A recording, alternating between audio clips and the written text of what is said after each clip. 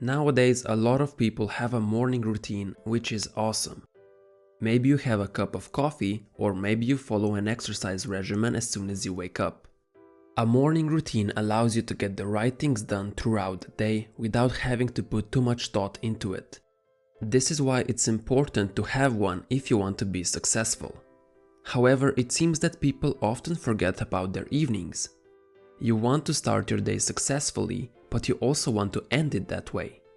Night routines are not popular, as sticking to them isn't easy, especially after a whole day of studying or work. But the benefits are worth it. A more restful and higher quality sleep, and being able to tackle the next morning in a more productive way. Today I'll share with you what my evening routine looks like. It might not work as well for you as it does for me, since we have different goals and different schedules. However, you might get some ideas which you could implement and tweak in your own routine. So let's jump right into it. My routine starts about 3 hours before bed, when I put on my blue light blocking glasses.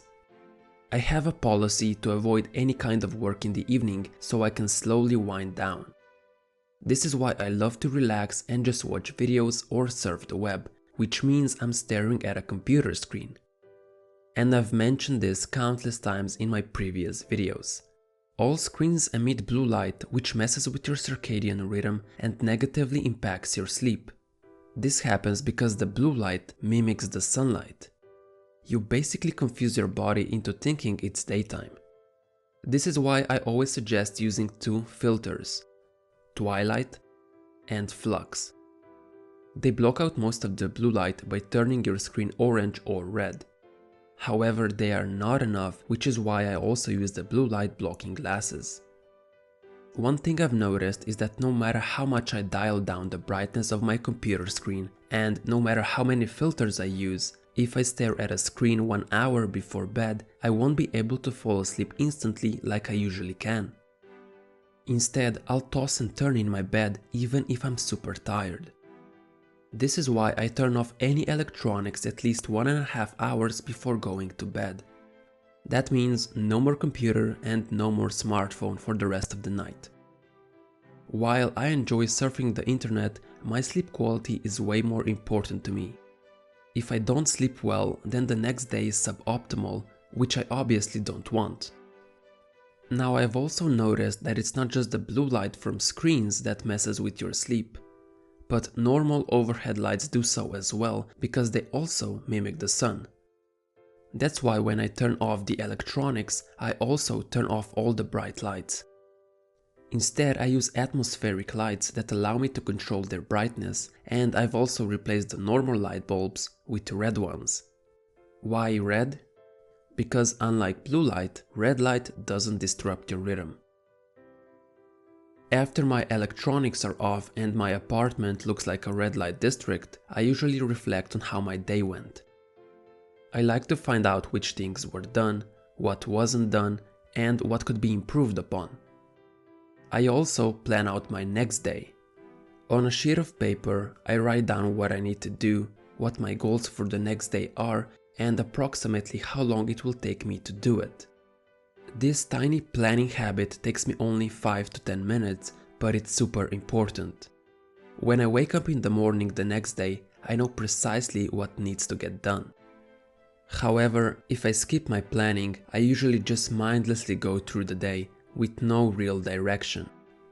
But if I plan out the day, I take out all the guesswork. I know what to do, when to do it, and how to do it. When the planning is done, it's time to get everything ready to help support that plan. If I have something to do in the morning, I make sure to get it ready the day before. For example, if I plan on going to the gym, I'll get my gym clothes ready. This way, when I wake up, it's already there waiting for me, and this makes doing any habit much easier.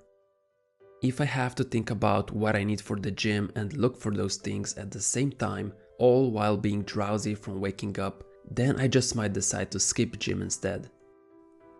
In the morning, anything can feel like a chore, but if everything I need is ready and waiting for me already, then it becomes much easier to go through with it. About 1 hour before bed, I make sure to cool down my bedroom. Being too hot keeps me from falling asleep, which is one of the reasons why I hate hot summers. When it's time for your body to rest, there is an automatic drop in your core body temperature to help initiate sleep. However, if the temperature in the environment stays too high, then it can be a bit of a challenge to get restful sleep. Studies have found that the optimal room temperature for sleep is around 60 to 68 degrees Fahrenheit or 15 to 20 degrees Celsius. I prefer to be quite cool, so I make sure my bedroom is on the lower end of that temperature. If I somehow forget to cool down my room, I already know that I'll have a harder time falling asleep. Since my optimal temperature is different than your optimal temperature, I advise you to experiment with it. While I let my room cool down, I make myself a cup of chamomile tea. I love the flavor and it helps me relax. Also, it doesn't contain any caffeine which could keep me up at night. Usually I'll add a teaspoon of honey to it to make it taste even better. While sipping on the tea, I get ready for the core habit of my evening routine, which is reading. Some people like to read in the morning, but I personally prefer to do it in the evening. If you're not reading on a daily basis, you're missing out big time, and I highly recommend you pick up this habit. It's primarily thanks to this reading routine that you get to watch these videos, as most of the information is found in the books I read. What I usually read are biographies, science, health, and other non-fiction books. I also read for a minimum of 20 minutes just to maintain the habit, never less. But if I find the book interesting, I usually read for 1 hour. When I start rereading sentences to understand them, it's a clear sign that it's time to stop as I'm too tired and that it's time to get ready for sleep. Before I jump into bed, I'll go brush and floss my teeth and do it with very low brightness. As I said, any bright light will negatively impact my ability to fall asleep. I then prepare a glass of water on my nightstand for the next day. This way, when I wake up, it's already waiting for me and I can rehydrate myself as soon as possible. I won't be drinking any water for more than 8 hours after all. I also make sure to use the toilet right before heading to bed.